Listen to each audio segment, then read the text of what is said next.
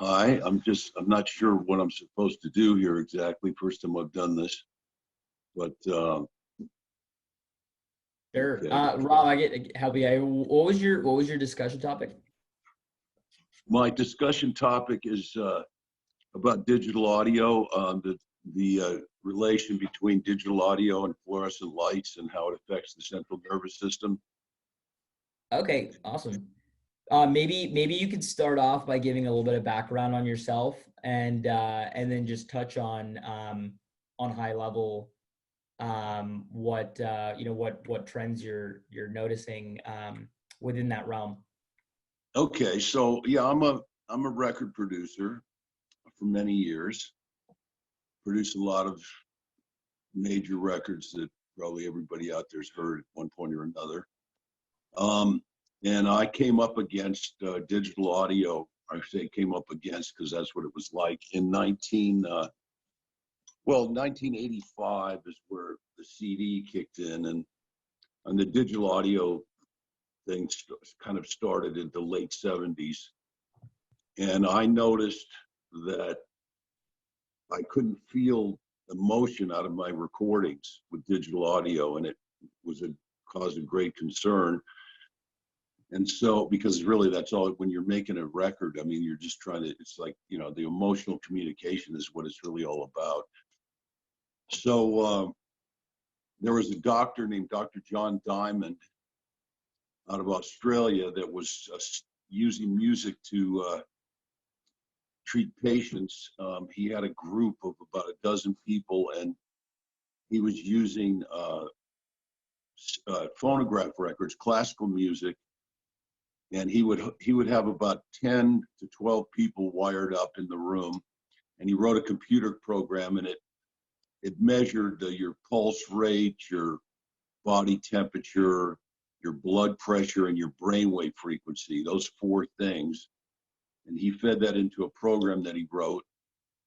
And one day in 1978, he on a Monday, I think it was, he put on a new classical vinyl record, and he saw that everybody in the room, stress indicators went up 500% based on his program. And he thought this was strange. And at first he thought there was something wrong. And then after that, he took a record that he'd used the week before and put it on, and everything was fine. He thought maybe there's something wrong with the system, right? But it turns out there wasn't. And so anyway, he just went about his business and just kind of dismissed the problem that happened that morning, and kept doing what he does. And then a few days later, people would submit records to him to use in his testing. And a few days later, the same thing happened again. And a few days after that, it happened again. So after a number of these situations occurred over a 6-week period, he decided to try to figure out what all these things had in common with each other. And it turns out it was digital audio. And so he wrote a white paper and delivered it at the AES convention in New York, and it's the Audio Engineering Society, in September or August, or late August, early September of 1980. And I happened to be at that particular lecture, and it was quite interesting. And the digital multi-track tape recorders were on the showroom floor that were about to be starting to be sold in January. So there was a lot of people with a lot of time and money invested in this situation, and they didn't want to hear what he had to say, and it caused kind of a near riot at the AES, and for the first time in its history. But anyway, it told me that what I was feeling from this, I wasn't alone, and then I set down this path. And so basically what I figured out was a way to make digital audio feel like analog. In other words, to address the problem. And this has nothing to do with sound, this whole thing about warm and all that stuff and tubes and all that has nothing much to do with anything at the end of the day. It's kind of like a tone control, but it has nothing to do with this issue, which is really about the transmission of emotion. So this is a very big issue with music, but it's also kind of even more of an issue in a certain way with movies or DVDs. Because if you think about the music in a DVD on a movie, not the songs that they put into the movie, but the scoring, that's meant to be an emotional trigger. And if the emotion is being blocked by the medium, being the digital medium, you got a pretty big problem there, right? So it's even more noticeable with movies than it is with records, but it's a big issue, right? So anyway, this is what I did, and I spent like 25 years figuring this out. We've got it working, and it's we're going to put it into the marketplace. Well, we were going to do it about now, but I mean, with the way things have gone here in the last couple of months, everything's a bit kind of up in the air in certain respects. But it's going to get into the marketplace soon. I've met with Apple and Amazon and some big people, and it's a lot of interest, but it's tricky. How you can't, how you get it out there is the key. I mean, I think it's going to have to be a business to business play, very much like Dolby was when it was introduced in the 70s. And it was only in professional recording studios for about 3 years, although it got a lot of press, got some interest. And then by the time people got interested enough from the press, they introduced it to the public at large, right? So that's similar. And I used I don't know how many of you know what PEMF is, pulsed electromagnetic frequencies. It's a whole science in and of itself. And I used a PEMF, a box, this box right here, a PEMF box that Dr. Robert Beck built for me years ago in 1982 as a benchmark to figure out how to test this thing I've been working on, which I call RealFeel, RealFeel. And basically what Dr. Beck explained to me at one point was, besides the fact, which was a big help, a big clue in terms of what my research, finding out that fluorescent lights and digital audio had the same exact effect on the central nervous system, he pointed something else out, which is interesting, that what those two things do is they knock your left and right brain hemispheres out of sync between 4 and 7%, depending on the individual. And so this box here, this brainwave entrainment device, it overpowers any external influences that come in through your normal 5 senses, your vision or the auditory, or et cetera. And so basically, it overpowers those influences that come through the 5 senses and knocks the brain hemisphere, it puts the brain hemispheres right back in sync, and it overpowers the negative aspects. So my goal was to figure out a way to do this for to sort of bottle it, if you will, and so to be able to put it on a recording and have it live with the recording. So you didn't need a device in order to do this, but it was actually embedded in the music. So so basically, I've been working on this, and I just thought it'd be interesting to people that might have noticed, that the difference between listening to analog recordings and digital recordings, and all of the things that are associated with that. And then the other thing is that this entrainment device is interesting because this is a protection against, this is a separate thing from RealFeel, which we're going to market this box as well, but I don't even have a name for you. It's called the box. But in any event, this protects you from Wi-Fi and electromagnetic, pollution and things that you have to encounter every day, which is, I guess with the 5G thing coming on, this is going to be very much more important, as time goes by here. So basically that's it, and I mean, I don't know if anybody has any questions, or I don't know how to navigate this whole thing. I'm speaking and I'm assuming that people are hearing me, but I don't know what to do next, So if somebody wants to chime in on that front, I'm listening. Hey, Rob, this is Larry DeVoskin. Hi, Larry. Yeah. How are you doing? Larry at lunch. Yeah, pardon me. I'm having breakfast. I got up at 6 in Oh, the morning, breakfast. so Excuse me. Okay, right. well, it's we're rock and rollers, Rob. So at 12 noon it's breakfast. Right, right. Um, so yeah, I just gave a talk a half hour ago, and I saw a little of it. I saw a I little of it. saw that you were speaking, and I really like your idea about the protection from Wi-Fi and various frequencies because it's a big subject. It's a wide But subject. it is indeed a big subject, and there's a documentary that was done in England about, I think now it's maybe 7 years ago, called it's called resonance beings of frequency, beings as in human beings, Right. resonance beings of frequency, and it's about an hour and a half long, and it's all about the Wi-Fi thing. And there are these people that told me that they shut their Wi-Fi off when they went to sleep. I said, Yeah. why is that? And they said, haven't you seen resonance beings of frequency?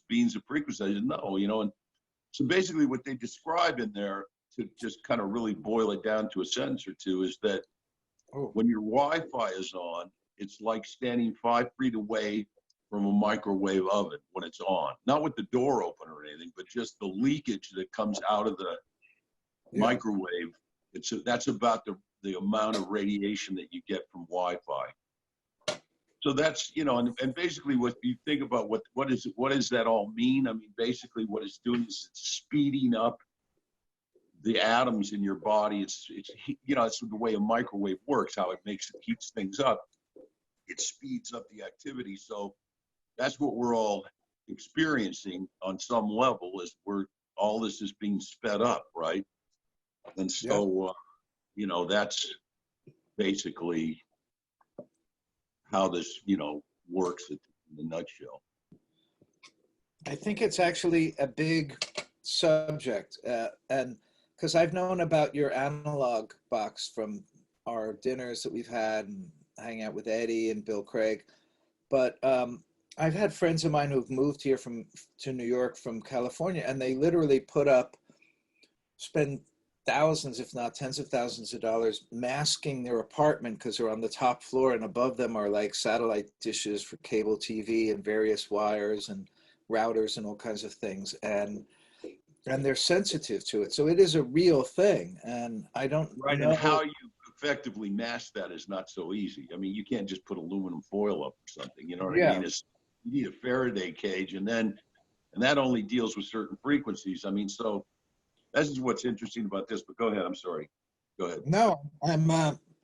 It's a great subject, and it's actually probably an underserved business niche too.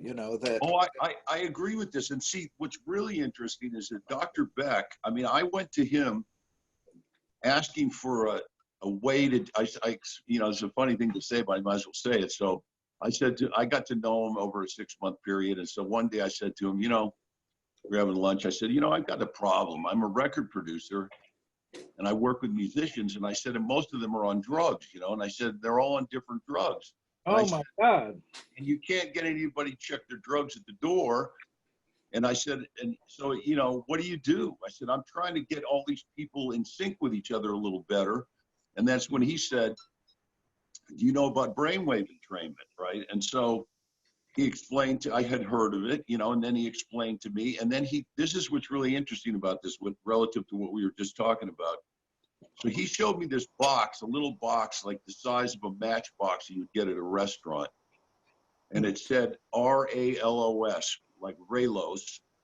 And it had a little LED, a red LED that flashed on the top. It had photocells on the other side. So you'd put it in the windowsill to charge the batteries in it.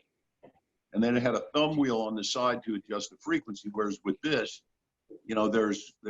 this is a step knob and you can set the frequencies exactly. But in any event, what he explained to me was that he said, I'm going to model this, I'm going to scale this thing up. So that thing worked in a 3-foot circle because it's little, and but this thing it has a 10-foot radius, so a 20-foot circle, right? So in any event, he told me that all the scientists at the Berlin Wall, this thing was made in Germany, had German writing on it and stuff. All the scientists at the Berlin Wall that had that little Raylos thing in their pocket, not a single one of them got cancer. And everybody else pretty much did, right? And so that was pretty interesting. I just thought, whoa, you know. I mean, I wasn't even thinking about that aspect of things at the time. I was just thinking about how to, you know, I mean, he made this box and he said, put it in the middle of the studio, put a box over it, put a magazine over it. Don't tell anybody it's there. Just turn it on, right? And that's what I did. But anyway, it's really interesting when you tie it back to this thing that goes back to the Berlin Wall. I mean, that's really interesting. And this has been going, you know, this is not anything new. I mean, it depends on which culture you're in terms of how much, you know, attention it's gotten. I mean, much more in the Eastern Bloc than here. But anyway, that's just a little connection to where this all came from. Well, with a global conversation for and against 5G, it certainly has a built-in audience. And I'm curious because I know you as a record producer of some very profound and revered artists and records. What made you decide to go from just being a creator into being like a tech founder? Because essentially that's part of what you're doing. Well, I came up against a wall. I mean, in other words, the first time I brought home a record that I had made that was digital and played it, I cried. I was like, I just was like, what is this that I'm listening to? And I couldn't relate to it. I was just like, what is this? And it just completely freaked me out. So I was ready to just take a break from the whole business. This was 1985. 1984 really. And I just said, you know, okay, I'm done. I've done enough. I'm going to get into something else, right? I took a year off and studied Nikola Tesla the whole year, and was thinking about trying to get a movie made. Jack Nicholson told me that Jerzy Kosinski was already writing the screenplay at the time. He died shortly thereafter. But that particular movie that screenplay is coming to light. I just read recently. But anyway, so that's what I was doing at the time, and I was so put off, and I just thought, you know, I've got to figure out a solution, or I'm not going to be able to do this work that I do anymore. I mean, I can't do it. And so, and I realized sometime back that my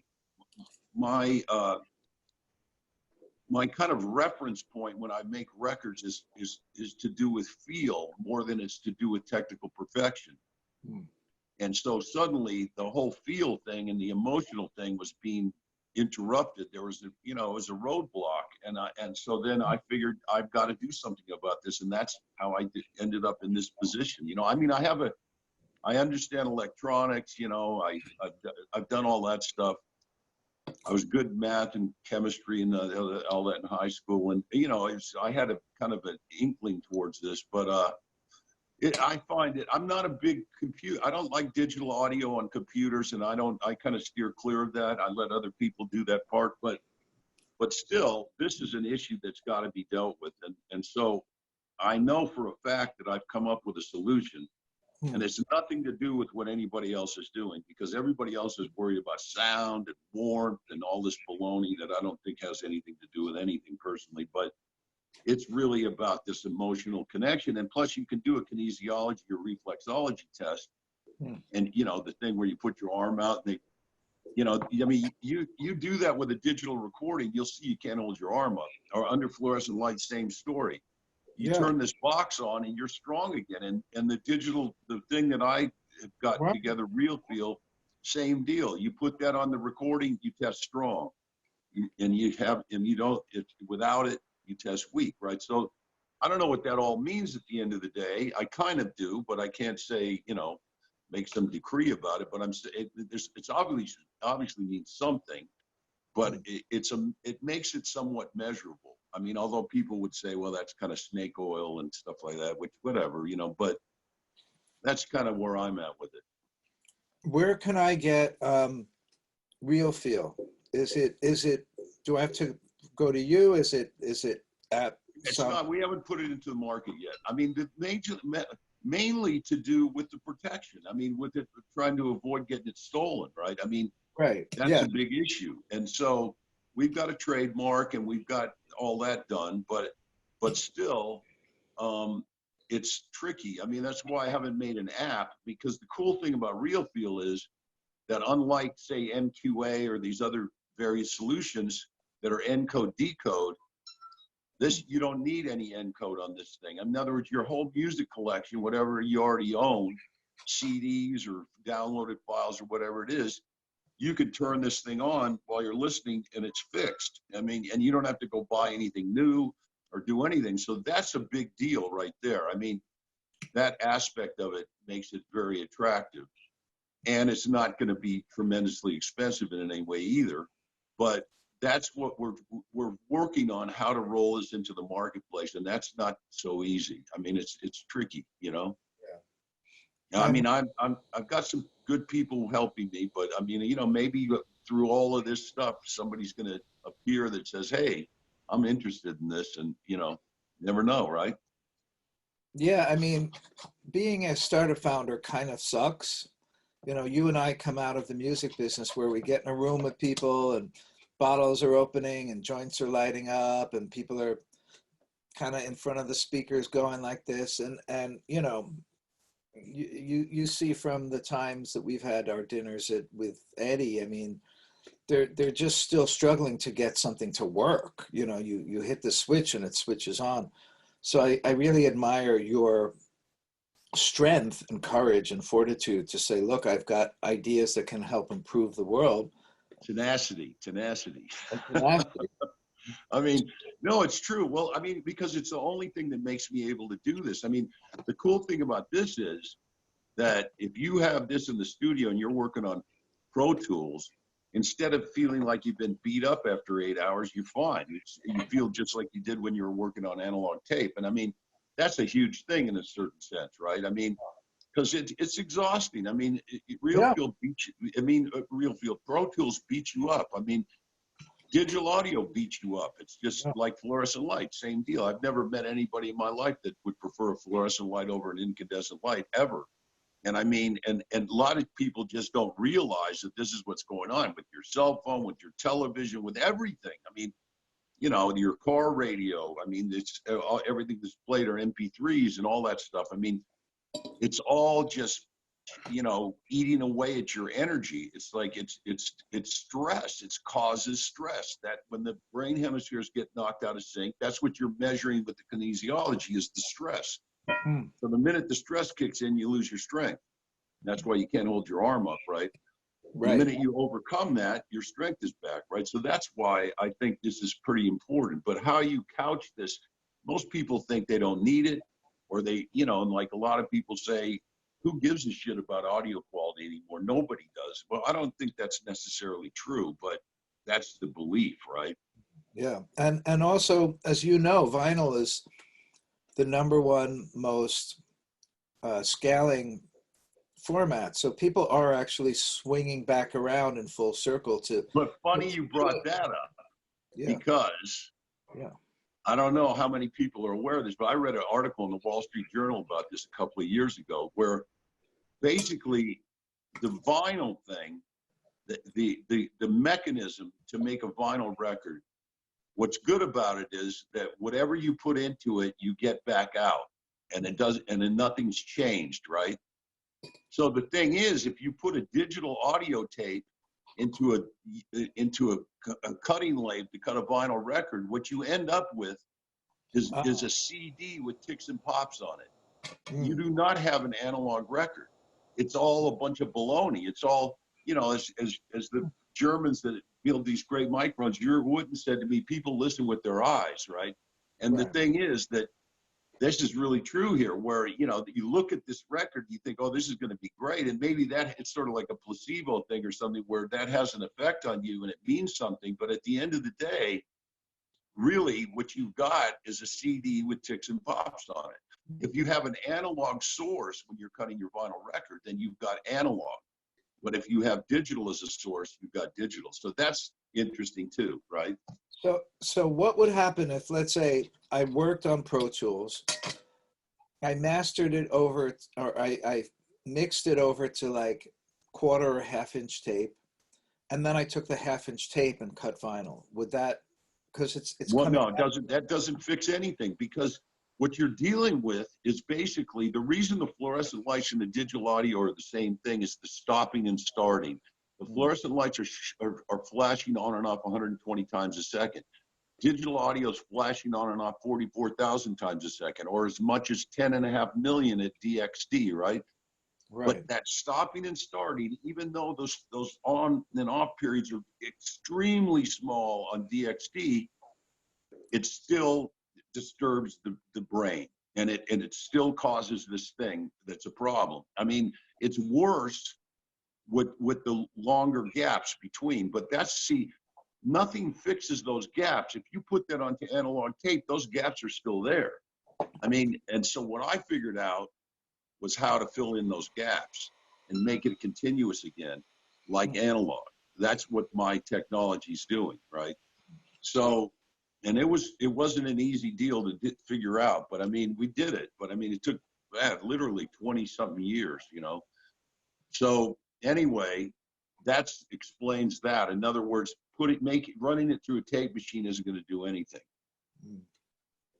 That makes sense. Nor tubes or any of that baloney. It's just, that's all just a bunch of catchphrases, and, you know, it doesn't, you know, warmth. I mean, God, that word sickens me. I mean, it's like, you know, I appreciate what the intention of it is, but it's like, what an overused word.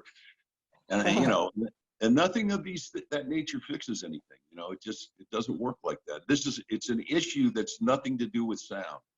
It has everything to do with the architecture of the way the sound is being recorded and played back, but it doesn't have anything to do with sound itself per se. Nothing to do with bass and treble and volume or any of that stuff, right? I'm going to mute, so in case anyone has a last question. Yeah, and then I got to get off here, huh? So anyway, it's nice to see you, Larry, and I hope you're feeling good and all is well. Please tell Kelly I say hi. I sure will. And you know, there's I mean, I've seen a lot of movies about psychedelics, but Netflix has a new film out.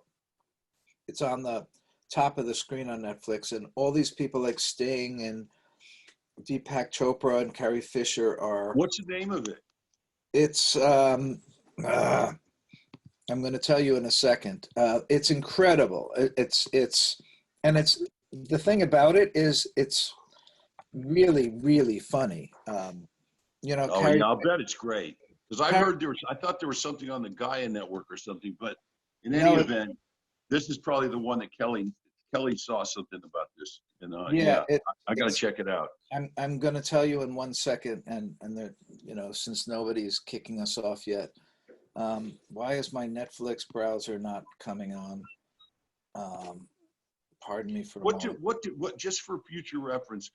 Well, okay, when I'm talking to someone, what determines who you see on the screen? By somebody, they have to hit share or something, or how does somebody get how do they speak? Well, I have. Hi guys, I'm supposed to be taking over right now. Hi, Mac. So, when we speak, then it pops up. Yeah, it depends on your. Automatically. Yeah, it depends on Good to know. I'm a bit of a novice with this stuff, you know. So thank you. Yeah, and I'll see you privately, Rob. We'll go through Zoom together sometime. Yeah, cool. Yeah, I don't use this stuff much, you know. So I'm one of the few people that doesn't use social media. So anyway, I guess we got to get off here, which I guess it's time, isn't it? I'll text you the Netflix thing. It's hilarious. And yeah, Malcolm, please do. Please do. I don't know where and maybe next time there'll be some people with some questions. I don't know how many people are on here or whatever, but anyway, I'm glad. It's nice to be able to, you know, I'm glad to see you anyway. Yeah, exactly. God bless. All right. Bless. I'm staying on, but